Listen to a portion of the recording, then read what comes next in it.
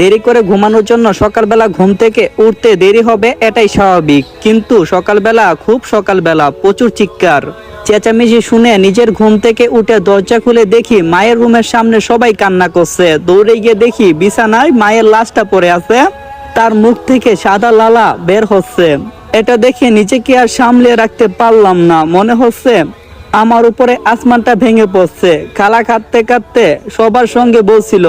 মা সকালে উঠে ফজর নামাজ পড়ছিলেন, বাহিরে তখন অন্ধকার ছিল। খালা যখন দেখলেন যে মা জেগে উঠছে, তিনি তখন চা বানাতে গেলেন। তারপর চা নিয়ে মায়ের রুমের সামনে এসে দেখে দরজা বন্ধ, ডাকাডাকি করতে লাগলো, কিন্তু ভিতর থেকে গুঙ্গানোর শব্দ ভেসে আসছে। অনেক কষ্টে একটা ছিদ্র করলো ঘরের মধ্যে, আর তাকাতেই দেখলো রুমের মধ্যে অনেকটাই অন্ধকার ছিল, কিন্তু তবুও বিছানায় শুয়ে মায়ের ছটফটানো বোঝা যাচ্ছিল খুব। তারপর তিনি চিৎকার দিয়ে সবাইকে ডাকেন। গ্রামের মধ্যে আমার নানার এই বাড়ির মধ্যে পাশাপাশি আরো 5টা পরিবার থাকে। প্রত্যেক পরিবারে 2-1 করে এসেছেন। দরজা খুলে দেখেন মা ততক্ষণে পৃথিবী ত্যাগ করে চলে গেছেন। আমি হতবাক হয়ে তাকিয়ে রইলাম, কাঁদতে ভুলে গিয়েছি। নিজের মায়ের লাশ চোখের সামনে পড়ে আছে। আমি নিজের রুমে চলে গেলাম। তারপর কত কিছু যে হয়ে গেল বাড়ির মধ্যে, কিন্তু আমি রুম থেকে বের হলাম না। থানা থেকে পুলিশ এসেছিল। আমি শুধু তাদের বলছিলাম মায়ের লাশটা কাটাছেঁড়া করার কোনো দরকার নেই, কারণ আমার মায়ের টেবিলের উপর নাকি একটা সুইসাইড নোট পাওয়া গেছে। তাছাড়া গতকাল রাতে তো মা আমাকে বলেছিলেন তিনি আমাকে রেখে চলে যাবেন।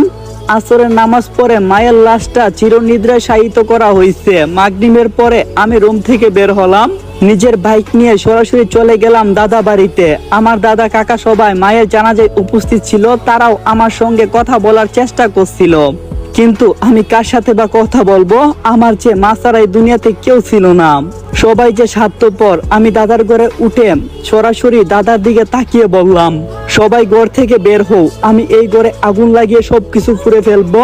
দাদা অবাক হয়ে বলল, তোর মাথা কি খারাপ হয়ে গেছে নয়ন? সুখের ছায়া পড়ছে জানি, কিন্তু এসব কি ধরনের ব্যবহার? আমি কোনো জবাব না দিয়ে সঙ্গে সঙ্গে ঘরের মধ্যে আগুন লাগিয়ে দিলাম। বিশাল কটুর বাড়ি, বিশাল কাঠের এই বাড়ি, তাই বেশি কষ্ট হলো না। কিন্তু ততক্ষণে চারদিক থেকে লোকজন আসতে শুরু করছে। আমি আবার বাইক নিয়ে নানা বাড়িতে এলাম, আর সেখানে সবাই আগুন নেভাতে ব্যস্ত। পরের দিন সকালবেলা গ্রামের মধ্যে পুলিশ এসে আমাকে খুঁজতে লাগলো। কাকা আমার নামে থানার মধ্যে মামলা করছেন। পরে জানতে পেরেছি বাবাই নাকি আমার নামে এই কারসাজিগুলা করছে। বাবা বলছে যেন আমাকে কিছুদিনের মধ্যে জেলে রাখার ব্যবস্থা করা হোক, যেহেতু আমি মার মৃত্যুর পরে খুব রেগে আছি, তাই যে কোনো কিছু করতে পারি। সেজন্য আগুন লাগিয়ে দেওয়ার মামলা দিয়ে আমাকে আটক করার চিন্তা। কিন্তু আমি পালিয়ে চলে এলাম চট্টগ্রামে মামার বাড়ি। আজ পর্যন্ত আমি এখানেই আছি। নিজের এলাকায় আজ পর্যন্ত যাওয়া হয়নি, তবে একদিন ঠিকই যাব। কিন্তু সেদিন যখন বাবা ইতালি থেকে বাংলাদেশে ফিরবে, সেদিন যাব।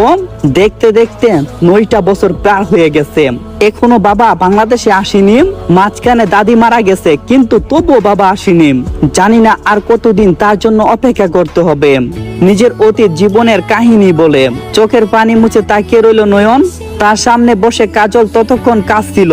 একটা মানুষের সঙ্গে আজ 6 মাস ধরে পরিচয়, কিন্তু সে জানে না তার জীবনের সেই করুণ কাহিনী। কাজল বলল,